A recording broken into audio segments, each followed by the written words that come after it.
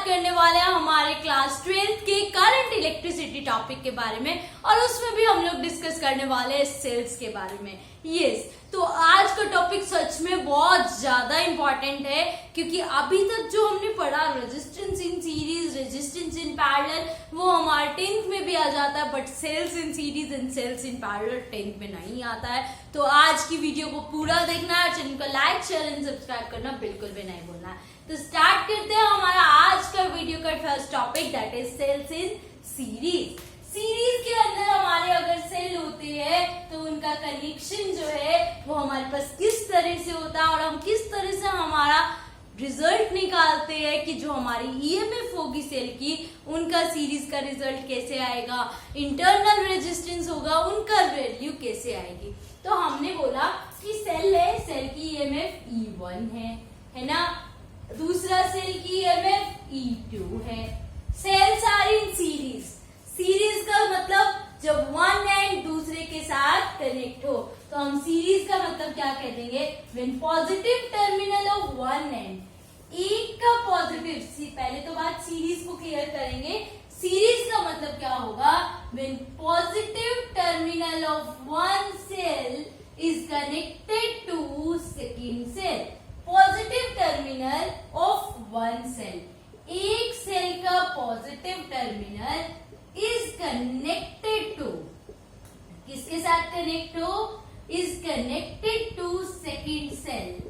Second cell के साथ अगर कनेक्ट हो, फर्स्ट टर्मिनल सेकेंड टर्मिनल के साथ, और positive terminal of first cell is connected to second cell of negative terminal, उसको हम लोग क्या नाम देंगे, उसको नाम दे देंगे cells are in series. Series का मतलब हो गया पॉजिटिव एंड नेगेटिव एंड से कनेक्ट होगा। अब आती है बात सीरीज के अंदर क्या चीज हमेशा बिल्कुल सेम रहती है। तो सीरीज में हमेशा करंट क्या रहता है, बिल्कुल सेम रहता है। सीरीज में हमेशा करंट आई की वैल्यू हमेशा क्या रहेगी, सेम रहेगी। अब मुझे क्या करना है, मुझे तो निकालना है फिर potential, terminal potential difference VAC, ठीक है, potential of A with respect to C। तो सबसे पहले हमने क्या किया, हमें निकालना था, पहले हमने एक सेल का निकाल दिया, फिर दूसरे सेल का निकाल दिया, फिर हम बात करेंगे VAC की, क्योंकि VAC का मतलब क्या होगा, VA माइनस VC। हमेशा कैसे लिखते हैं, potential of A minus potential of C equals to VAC, ठीक है। अब हमें क्या करना है, पहले फर्स्ट सेल का निकालते हैं। फर्स्ट सेल का क्या हो जाएगा, VAB, potential of A with respect to B। अब हमें पता है पोटेंशियल का फॉर्मूला हम लोगों ने क्या देखा है, E1 minus IR1 E minus IR, ठीक है, टर्मिनल पोटेंशियल। और ये में हमने एक रिलेशन ढूंढा था और वो रिलेशन क्या था, V equals to E minus IR। क्या रिलेशन था, V equals to E minus IR। तो यहाँ पे क्या हो जाएगा, अब हमारे पास VAB E1, पहले वाले के लिए E1 minus I, internal shell है तो सेल का हमेशा इंटरनल रेजिस्टेंस होता है, तो हमने माना सेल का इंटरनल रेजिस्टेंस R, तो माइनस IR1 पहला आ गया। फिर हमने क्या निकाला, VBC। VBC अब क्या हो जाएगा हमारे पास, E2 माइनस IR2, ठीक है। पहले क्या आया हमारे पास, VAB, VAB क्या हो गया, E1 माइनस IR1, VBC क्या हो गया, E2 माइनस IR2। निकालना क्या है हम लोगों ने, VAC, तो VAC क्या हो जाएगा, VA माइनस VC।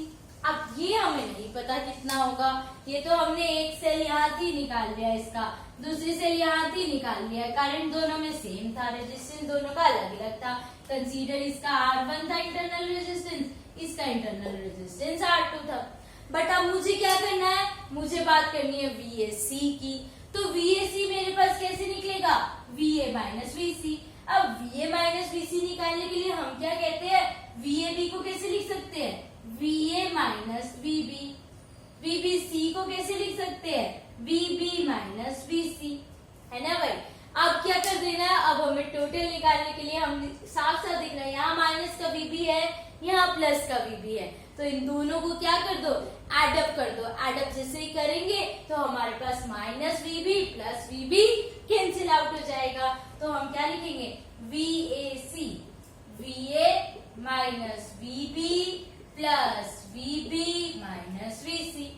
पहले को दूसरे में एडअप कर दो। पहला क्या है हमारे पास, E1 minus IR1 plus E2 minus IR2। ठीक है ना। क्या किया, जस्ट हमने VAC निकालना है। VAC निकालने के लिए हो जाएगा VA minus VB plus VB minus VC। तो ये तो आपस में कैंसिल हो गए, क्या बच गया, VA माइनस VC। तो VA माइनस VC किसके इक्वल होता है, VAC के। तो यहाँ से क्या बन गया, E1 E2 को इकट्ठा कर दो। E1 E2 को इकट्ठा किया तो हमारे पास क्या आ जाएगा, E1 प्लस में E2 माइनस I कॉमन है, अंदर क्या रहेगा, R1 प्लस में R2। ठीक है। तो पोटेंशियल निकालना था, तो कैसे आ गया हमारे पास, EMF में E1 प्लस में E2 minus I R1 plus में R2। तो ये हमारे पास क्या आ गया, सेल्स अगर हमारे सीरीज में है तो रिजल्ट क्या होगा, और सेल हमारे सीरीज में है तो ईएमएफ में क्या कर देना है, ईएमएफ अगर मुझे निकालना है सेल्स इन सीरीज का तो जस्ट एड अप कर देना है। रेजिस्टेंस निकालना है, इंटरनल रेजिस्टेंस, तो भी उसको क्या कर देना है, R1 प्लस में R2 कर देना है। तो बेसिकली हमने क्या देखा, सेल्स आर इन सीरीज। तो सेल्स आर इन सीरीज होगा तो रिजल्ट हमारे पास क्या आ गया, E1 plus E2 minus I R1 plus में R2।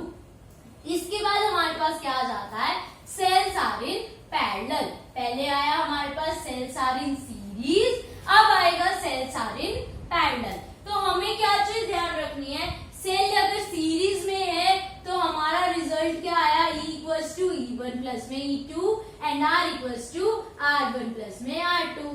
अभी क्या आएगा, सेल्स आर इन पैरेलल। जब पैरेलल कनेक्शन होता है तो सेम क्या हो जाता है, पोटेंशियल, ईएमएफ, है ना। और सीरीज होता है तो सेम क्या होता है, करंट। बेसिकली ये दो चीजें हमेशा ध्यान रखनी है आपने। अब हमने एक सेल ले लिया, उसको कनेक्ट कर लिया, दूसरा सेल ले लिया, उसको कनेक्ट कर लिया। पैरेलल कनेक्शन का मतलब होगा जब दोनों एंड आपस में एक ही पॉइंट से ज्वाइन हो जाते हैं तो उनको हम लोग क्या नाम दे देते हैं, सेल्स आर इन पैरेलल। और जब पैरेलल में होगा तो हमेशा सेम होगा क्या, करंट नहीं, हमेशा सेम होगा पोटेंशियल डिफरेंस। इसके अंदर I1 करंट है, इसके अंदर I2 करंट है, इसके अंदर E2 है, इसके अंदर R2 है, इसके अंदर E1 है और इसके अंदर R1 है ना भाई। इसी तरह हमें चेंज करना पड़ेगा। तो अब क्या देखा हमने क्या किया, हमारे पास क्वेश्चन में आया कि सेल्स हमें किस में लेकर चलने हैं, पैरेलल में लेके चलने हैं। तो जब हम पैरेलल में लेके चले तो हमने क्या देखा, हमारी जो कैलकुलेशन के लिए हमने अब V वाला फॉर्मूला तो लगा नहीं सकते क्योंकि V तो दोनों के लिए सेम है। इसके अंदर भी V है, इसके अंदर भी V है ना। तो अब चेंज कौन हो रहा है, चेंज हो रहा है करंट। I करंट जा रहा था और I1 और I2 में डिवाइड हो गया। तो मुझे बेसिकली अब किसके बारे में बात करनी पड़ेगी, I1 और I2 के बारे में। तो सबसे पहले हमने रिलेशन ढूंढना है, V इक्वल्स टू क्या होता है, E1 माइनस IR1 पहले वाले के लिए, दूसरे के लिए क्या हो जाएगा, V equals to E2 minus IR2। ऐसे ही होता है। V का फॉर्मूला क्या पढ़ा था, V equals to E minus IR। ये फॉर्मूला बहुत इंपॉर्टेंट है, पूरी करंट इलेक्ट्रिसिटी में आपके पास यूज होना है। टर्मिनल पोटेंशियल डिफरेंस किसके इक्वल होता है, EMF माइनस में current drop eight internal resistance. अब क्या किया, यहाँ से हमें तो I के बारे में बात करनी है क्योंकि I का फॉर्मूला मुझे पता है। तो यहाँ से I का निकाल लो, क्या आ जाएगा, IR1 equals to E1 minus V। हमें क्या चाहिए, I का, तो I का फॉर्मूला क्या बन गया, E1 माइनस V अपॉन में R1। पहला फॉर्मूला बन गया, इजी है फॉर्मूला। अब I दूसरा I1 ले लो इसको, है ना, इसको I2, क्योंकि I1 और I2 तो चेंज हो रहे हैं। I2 निकाल दो अब हमारे पास, I2 R2 E2 minus V, यहाँ क्या हो जाएगा, I2 equals to E2 minus V by R2। ठीक है। सबसे पहला काम, पैरेलल के अंदर पोटेंशियल रहता है सेम, तो चेंज क्या होता है, करंट। तो सबसे पहला काम करंट को फाइंड आउट कर दो। अब जब हमने करंट को फाइंड आउट किया तो अब हमारे पास I की वैल्यू क्या है, इस I की वैल्यू I1 प्लस में I2, I की वैल्यू क्या है हमारे पास I1 प्लस में I2, I1 की वैल्यू भी तुम्हें पता, I2 की वैल्यू भी पता, पुट कर दो फटाफट से, क्या हो जाएगा E1 minus VR1 plus E2 minus VR2, है ना भाई। और जब इसको अलग अलग किया तो क्या हो गया E1 बाय R1 प्लस में E2 by R2, E1 bye R1 plus में E2 by R2 minus V by R1 plus में अगर माइनस कॉमन ले लूं तो V by R2, V remain same, तो इसको हम क्या लिख सकते हैं E1 plus E2 R1 by R2 minus V 1 by R1 plus में 1 बाय R2। तो ये मेरे पास किसका रिजल्ट आ गया, ये मेरे पास रिजल्ट आ गया EMF या फिर cells are in parallel. Cells जब हमारे पैरेलल में होंगे तो हमारा रिजल्ट क्या आ जाएगा E1 बाय R1 प्लस में E2 बाय R2 EMF निकालने के लिए, और R निकालने के लिए क्या आ जाएगा 1 बाय R1 प्लस में 1 बाय R2। EMF निकालने के लिए रिजल्ट हमारे पास बन गया E1 बाय R1 प्लस में क्या बन गया हमारे पास E2 बाय R2, है ना। तो यहाँ से हम लोग क्या कर देंगे, हमारा ये रिजल्ट अलग से लिख देंगे।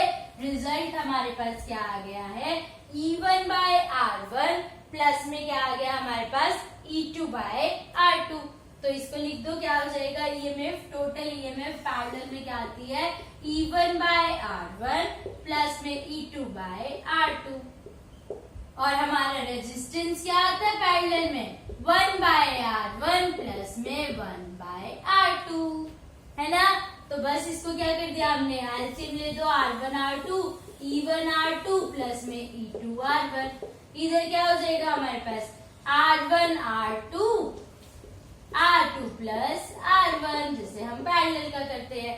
तो ये हमारे पास आ गया पैरेलल का रिजल्ट, और ये हमारे पास किसका आ गया सीरीज का रिजल्ट। इसके फॉर्मूले साथ साथ नोट डाउन करते जाए, क्योंकि बहुत सारे फॉर्मूले हो जाएंगे तो कंफ्यूजन हो जाएगी, तो इसको फटाफट से नोट डाउन कर लो।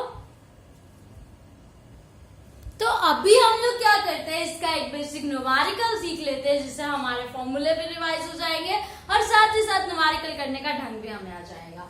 क्या बोला, अब हमारे पास सीरीज में अगर रिजल्ट है तो होगा E1 प्लस E2, अगर हमारा R है R1 प्लस R2, पैरेलल में आ गया हमारा रिजल्ट E1 R2 प्लस में E2 R1 प्लस R2, इधर हमारे पास क्या हो गया 1 बाय R1 प्लस में 1 बाय R2। अब क्वेश्चन देखिए कैसा आया है, 3 cells of EMF 1.5 volt, 2 volt and 2.5 volt are connected in series. Their internal resistance are, पहले तो 3 सेल है, EMF दे रखी है E1 1.5 volt, E2 2 volt and E3 is 2.5 volt. ठीक है, these are connected in series. Their internal resistance R1 0.20 ohm, R2 0.15 ohm, R3 0.15 ohm.